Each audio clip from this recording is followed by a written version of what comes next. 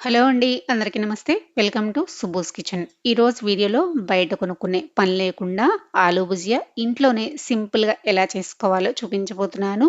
ఆలు ఉడకబెట్టుకోవడం మినహా ఎక్కువ టైం పట్టదండి. 15 నిమిషాల్లో సింపుల్‌గా అయిపోతుంది. తప్పకుండా ట్రై చేయండి. పిల్లలకి ఆలుతో చేసిన ఏ స్నాక్స్ అయినా కూడా చాలా ఇష్టంగా తింటారు కదా! టేస్ట్ కూడా అంతే బావుంటాయి. తప్పకుండా మీరు కూడా ట్రై చేసి మీకెలా వచ్చాయో కామెంట్ చేయండి. వీటిని ఒక డబ్బాలో స్టోర్ చేసుకున్నా కూడా ఎక్కువ రోజులు నిల్వ ఉంటాయి. జర్నీస్‌లో కూడా తీసుకెళ్ళొచ్చండి. అంతా బావుంటాయి. తప్పకుండా ట్రై చేయండి. వీడియో నచ్చితే లైక్ చేసి హైప్ చేయండి. ముందుగా ఒక కుక్కర్ తీసుకొని ఒక 3 బంగాళదుంపల్ని వేసుకోండి. చిన్నవైతే కట్ చేసుకునే పని లేదండి. ఇలా పెద్ద బంగాళదుంపలైతే గనక కట్ చేసి వేసుకోండి. వేసుకొని మునిగేంత వరకు వాటర్ వేసేసుకొని మూత పెట్టేసి 3-4 విజిల్స్ వచ్చేంత వరకు ఉడికించుకోండి. బంగాళదుంపలైతే మెత్తగా ఉడికిపోవాలండి. ఎక్కడ గట్టితనం అనేది ఉండకూడదు. ఇలా మెత్తగా ఉడకబెట్టుకున్న తర్వాత ఒక గిన్నె తీసుకొని అందులోకి గ్రేటర్ పెట్టేసుకొని ఉడికించుకున్న బంగాళదుంపల్ని తొక్క తీసేసుకొని ఇలా గ్రేట్ చేసేసుకోండి.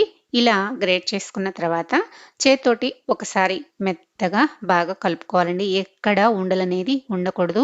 అలానే మీకు గట్టిగా ఏమైనా పలుకులు తగిలాయంటే వాటిని తీసి పక్కకు పెట్టేసుకొని ఇలా మెత్తగా మ్యాష్ చేసుకున్న తర్వాత ఇప్పుడు ఇందులోకి జల్లెడ పెట్టేసుకొని ఒక స్పూన్ ఉప్పు, ఒక స్పూన్ కారం, అలానే ఒక స్పూను చాట్ మసాలా వేసుకోండి. చాట్ మసాలా గనక లేకపోతే దాని ప్లేస్‌లో గరం మసాలా పౌడర్‌ని వేసుకొని ఇలా జల్లించుకున్న తర్వాత 3-4 స్పూన్ల వరకు ఆయిల్ వేసేసుకొని ఇప్పుడు మనం వేసుకున్న ఉప్పు, కారం, మసాలా, నూనె అంతా బంగాళదుంప పేస్ట్‌లో కలిసిపోయేలాగా ఇలాగా కలిపేసుకోవాలి. ఇందులోకి మనం ఏది వేసుకున్నా కూడా జల్లించే తీసుకోవాలండి.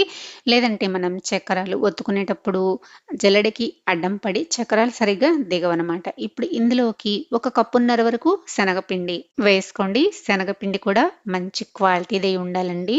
కల్తీ కలిసిన పిండి కాకుండా ఇలా క్వాలిటీ పిండిని తీసుకొని వేసుకోండి. లేదంటే ఇంట్లో పచ్చిశనగపప్పుని మరవేయించుకొని తీసుకున్నా కూడా చాలా బావుంటుంది. ఇలా జల్లించుకున్న తర్వాత ఇప్పుడు ఇందులోకి ఒక హాఫ్ కప్పు బియ్యం పిండిని వేసుకోండి. బియ్యం పిండిని కూడా ఇలా జల్లించుకోవాలి. బియ్యం పిండి వేసుకోవడం వల్ల చక్కెరలు మరీ మెత్తగా లేకుండా కొంచెం గట్టిగా రావడానికి ఈ బియ్యం పిండిని కొంచెం కలుపుకోండి. మరీ క్రిస్పీగా రావాలంటే గనక ఒక కప్పు శనగపిండికి ఒక కప్పు బియ్యం పిండి వేసుకొనైనా కలుపుకోవచ్చు. ఇలా మనం వేసుకున్న పిండిని ఒకసారి బాగా కలిపేసుకున్న తర్వాత కొంచెం కొంచెం వాటర్ వేసుకోవాలండి. మరి ఎక్కువ వాటర్ అయితే పట్టవు. బంగాళదుంపలో ఉన్న తేమ వల్ల ఎక్కువ వాటర్ పోసుకునే పని లేదు. ఇలా కొంచెం కొంచెం వాటర్ పోసుకొని పిండి కన్సిస్టెన్సీ అనేది ఇలా నేను చూపించిన విధంగా ఉండాలి. మరి లూజ్‌గా ఉండకూడదు. ఇలా పిండి కలిపేసుకొని ఈ గిన్నెని పక్కకు పెట్టేసుకొని ఇప్పుడు చక్రాల గిద్దల్లో ఇలా సన్నటి ప్లేట్ వేసేసుకొని పెట్టేసుకోండి. నేను తీసుకున్న ఈ చక్రాల గిద్దలు గన్ చక్రాల గిద్దలండి. వీటితో ఎంత పిండినైనా ఈజీగా సింపుల్‌గా చేసేసుకోవచ్చు. మరి గట్టిగా ఉన్న పిండిని కూడా సింపుల్‌గా ఒత్తేసుకోవచ్చు. 2 కేజీల పిండైనా సరే చేతులు నెప్పొట్టకుండా ఈజీగా చేసేసుకోవచ్చు. మొదటిసారి చక్రాల గిద్దలు తీసుకునే వాళ్ళైతే గనక ఈ చక్రాల గిద్దల్ని తీసుకోండి.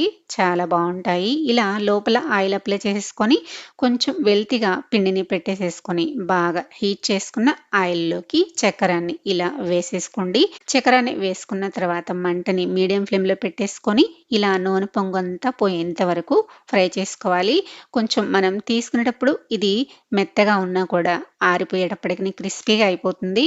ఇలా తీసి ఒక ప్లేట్‌లోకి పెట్టేసుకొని నూనంతా పోయిన తర్వాత మరొక ప్లేట్‌లోకి పెట్టేసుకోవాలి. ఇలానే మిగిలిన చక్కెరలన్నింటినీ కూడా చేసేసుకున్నాను. ఈ చక్కెరలు చేసుకునేటప్పుడు మీడియం ఫ్లేమ్‌లో పెట్టుకొని చేసుకోవాలి. మరి హైలో పెట్టుకొని చేసుకోకూడదు. సరే ఇందాక మనం చక్కెరను తీసుకునేటప్పుడు కొంచెం మెత్తగా అనిపించినా ఆరిపోయేటప్పటికి ఇలా క్రిస్పీగా అయిపోతాయి. ఇలానే మిగిలిన అన్ని చక్రాలు చేసేసుకొని ఇలా ప్లేట్‌లోకి పెట్టేసుకొని పూర్తిగా చల్లారిన తర్వాత ఒక డబ్బాలో కనుక స్టోర్ చేసుకున్నామంటే మనకి ఎన్ని రోజులైనా నిల్వ ఉంటాయి. చాలా టేస్టీగా కూడా ఉంటాయి. పిల్లల కోసం ఇంట్లో స్నాక్స్ ఏమి లేనప్పుడు బయట నుంచి కొనుక్కునే పని లేకుండా ఇలా ఇంట్లోనే సింపుల్‌గా ట్రై చేయండి. చాలా టేస్టీగా ఉండటంతో పాటు ఎక్కువ రోజులు నిల్వ కూడా ఉంటాయి. వీటిని జర్నీస్‌లో తీసుకెళ్ళడానికి కూడా చాలా బావుంటాయి. తప్పకుండా ట్రై చేసి ఎలా వచ్చాయో కామెంట్ చేయండి. వీడియో నచ్చితే లైక్ చేసి సబ్స్క్రైబ్ చేసుకోండి, షేర్ చేయండి. మరో మంచి వీడియోతో మళ్ళీ కలుద్దాం. Thanks for watching.